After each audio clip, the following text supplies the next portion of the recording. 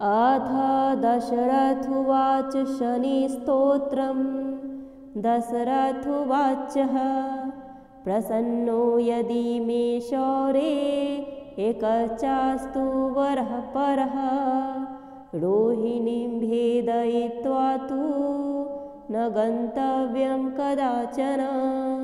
सरितः सागराय वध्यावच्चन्द्राकर्मेदिनी। याचितं तु महाशौरे नन्यमिच्छाम्यहम्। एवमस्तु शनिप्रोक्तं वरलब्ध्वा तु शाश्वतं। प्राप्यैवं तु वरं राजा कृतकृत्यो भवत्तदा। पुनरेवाब्रवीत्तुष्टो वरं वरं सुव्रत। नमः कृष्णाय नीलाय शितिकण्ठनिभाय च।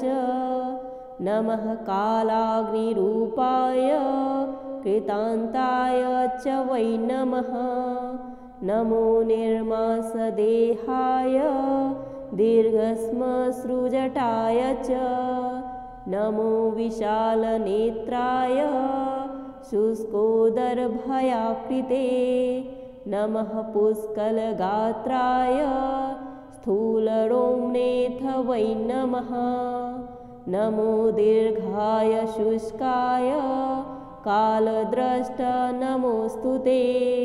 नमस्ते कोटराक्षाय दुर्निरीक्षाय वै नमः। नमो घोराय रौद्राय भीषणाय कपालिने। नमस्ते सर्वभक्षाय वलिमुखाय नमोऽस्तु ते। सूर्यपुत्र नमस्तेस्तु भास्करे भयदाय च। अधोदृष्टेः नमस्तेस्तु संवर्तर्क नमोऽस्तु ते। नमो मन्दगते तुभ्यं निरीस्त्रणाय नमोऽस्तु ते। तपसा दग्धदेहाय नित्यं योगरताय च। नमो नित्यं क्षुधार्ताय अतृप्ताय च वै नमः। ज्ञानचक्षुर्नमस्तेस्तु कश्यपात्मजसूनवे। तुष्टो ददासि वैराज्यं रुष्टो हरसि तत्क्षणात्। देवासुरमनुष्याश्च सिद्धविद्याधरोरगः। त्वया विलोकिताः सर्वे नाशं यान्ति समूलतः। प्रसाद कुरु मे देव वाराहोऽहमुपागत।